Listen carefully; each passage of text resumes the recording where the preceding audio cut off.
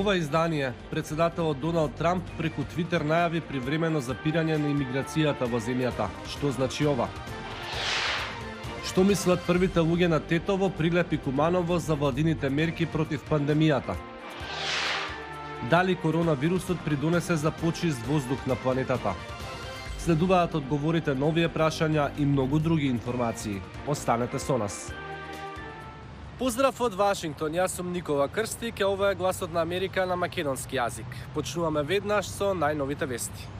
Американскиот председател Доналд Трамп вели дека привремено ќе ја запри миграцијата во државата поради коронавирусот. Доцна синоќа во порака на Твитер, Трамп пандемијата ја нарече напад од невидлив непријател и потенцираше дека има потреба од заштита на работните места на американските граѓани. Тој не понуди детали, велејќи само дека потегот ќе биде во форма на извршна наредба. САД досега имаат најмногу потврдени случаи на COVID-19 во светот, речиси 790.000. За најновите бројки и за плановите на македонските власти од Скопје јавува Владимир Мирчевски. Излекувани 24 пациенти, забележан уште еден смртен случај, почина 70-годишник од Лабуништа. Потврдени се 7 нови случаи на COVID-19, со што вкупната бројка на заразени изнесува 1231. Надлежните велат дека мерките ги даваат ефектите и најавуваат олабавување на рестрикциите. Меѓу првите ќе биде скусување на полицискиот час, кој наместо во 16 би стартувал во 19 часот. По првомајските празници се размислува за укинување на полицискиот час, но со задолжително носење заштитни маски или марами на лице, како и одржување дистанца од барем 2 метра. Дел од градоначалниците на македонските општини се задоволни од владините мерки, а дел сметаат дека треба да се направи многу повеќе. Нивните ставови секако зависат и од состојбата во нивните градови, јавува Мики Трајковски. Куманово и понатаму е на врвот на листата во земјава по бројот на заболени од COVID-19. Кумановскиот градоначалник Максим Димитриевски останува на ставот дека најдоброто решение за неговиот град во борбата против ширењето на пандемијата е воведувањето на 14-дневна изолација, по примерот на Дебар, но наместо тоа, владата донесе одлука за забрана за движење на жителите на Куманово, но и Тетово и Прилеп, без носење на соодветна заштитна опрема надвор од своите домови, на јавните места и површини од отворен и затворен тип, како маркетите и продавниците. Ние сме таква општина на два најбитни коридора во државата, каде што многу лица влегуваат и излегуваат во општината и на тој начин по проценки на штабот ќе се намалеа ризиците за ширење на вирусот. Поред проценките на штабот, значи ширењето нема да сопре. Инаку Димитриевски во моментов е во домашна изолација затоа што е позитивен на коронавирусот. Јас се борам против вирусот во моментов, заедно со моето семејство, очекуваме резултати на членовите од семејството, но тоа не ме обесхрабрува да продолжам во борбата за мојот град и за моите граѓани, а воедно и да споделам судбината на моите сограѓани, кои што се позитивни на тестот. Меѓу регионите каде има и најголем број на заразени во земјава досега се полошкиот региони Прилеп.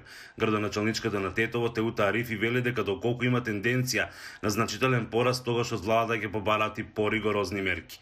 Во меѓувреме донесена е одлука за прекин на организираниот превоз на патници во и од Тетово и сите околни општини.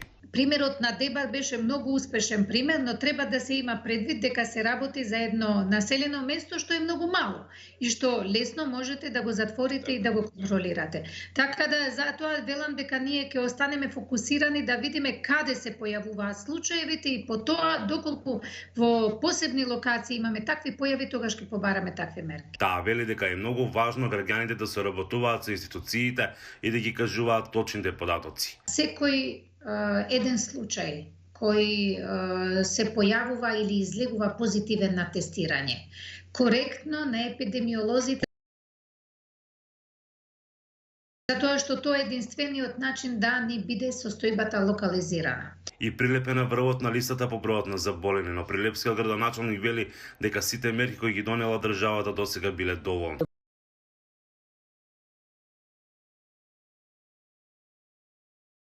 Што не се случуваат во нашиот град, како со новозаболените случаеви, реакцијата, лекувањето нивно и за сите мерки што треба да се превземат за да се заштитат граѓаните. Властите во земјава најавуваат олабавување на мерките и рестрикциите после 1 мај.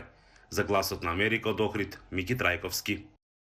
Пандемијата ја подзапре целата планета, но и го отвори прашањето дали рестрикциите предизвикаа намалување на загадувањето на воздухот. Некои гледаат поврзаност, но други не се согласуваат со нив. Маријама Дијаво јавува. Европската вселенска агенција вели дека Кина има намалување на загадувањето на воздухот со азотен диоксид од 20 до 30% за периодот од минатиот декември до март годинава. Тоа сигурно се должи на фактот што сите активности во регионот Хубеј и во Кина беа драстично намалени како резултат на карантинот. Беатрис Карденес од Светскиот институт за ресурси во Мексико објаснува како азотниот диоксид влијае на воздухот. Кога се наоѓа во атмосферата, не само што влијае врз животната средина и здравјето на луѓето, туку може да предизвика и реакција со други загадувачи, што води до поголемо загадување. А во услови на загаден воздух, тешко е да се одржи здравјето. Кога сте изложени на загаден воздух, станувате почувствителни на инфекции како што е овој вирус или бактерии. Анализите на Greenpeace исто така покажуваат дека емисијата на штетни честички во Пекинг и околината се намалила. Во споредба со минатите години, улиците и значајните градски обележја сега веќе не се покриени со смог. Лин Лиу е експерт за климатски промени и енергија. Всушност има многу причини за подобрување на квалитетот на воздухот, но две се главни. Фабриките се затворени за време на пандемијата и луѓето ги променија животните навики, така што сообраќајот е намален. Жител на Пекинг на ова гледа како на потенцијален здравствен бенефит. Се чувствува дека воздухот генерално е помалку загаден, а тоа го подобрува расположението на луѓето. Во Европа, во градови како Мадрид, Брисел, Париз, Милано и Франкфурт, исто така се покажа намалување на нивото на азотен диоксид во воздухот.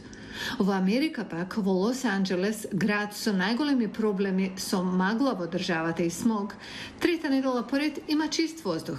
Ова е причина што некои сметаат дека наредбите да се седи дома помагаат да се намали загадувањето на воздухот. Научниците од Калифорнија пак велат дека се уште е рано за таков заклучок. Врне секои 2-3 дена и во такви услови типично има почист воздух. Карденес вели дека независно од причината, помалку човечки активности или временски услови, има лекции што треба да се научат кога сево ова ќе заврши. Некои држави воведоа на вистина строги правила. Јордан целосно ги затвори границите, а непочитувањето на полицискиот час таму се казнува со затворска или парична казна. Дел Гавлак јавува од Аман. Се наоѓам на покривот на трикатната зграда каде што е мојот стан кој гледа кон Рейнбоу Стрит, познатата авенија за забава во Аман. Обично е полна со млади јорданци и семејства како и странци, кои се обидуваат да го напредат нивниот арапски јазик во главниот град на Јордан, кој е едно од неколкуте места на Блискиот Исток кои останаа недопрени од револуцијата, позната како Арапска пролет. Луѓе доаѓаат да купат хамбургери или фалафел, како и да гледаат спорт на големи екрани во баровите. Сето тоа запре пред повеќе од 2 недели кога Јордан го воведе еден од најстрогиот карантин во светот за справување со коронавирусот. Кордон војници патролира низ главниот град. Други патролираат во северниот дел на градот близу границата со Сирија, каде има голем број на заразени со вирусот. Патување меѓу провинциите исто така е забрането. Сепак за среќа бројот на заразени се уште е трицифрен со многу малку починати. Иако полицискиот час трае од 6 часот навечер до 10 часот наутро, секој треба да седи дома за да го минимизира ризикот од зараза и нејзино ширење. Тоа го правиме сите. И македонската редакција на Гласот на Америка се прилагодува на новите услови, па емисијата ја правиме од отворено. Поздрав од Вашингтон. Останете добро.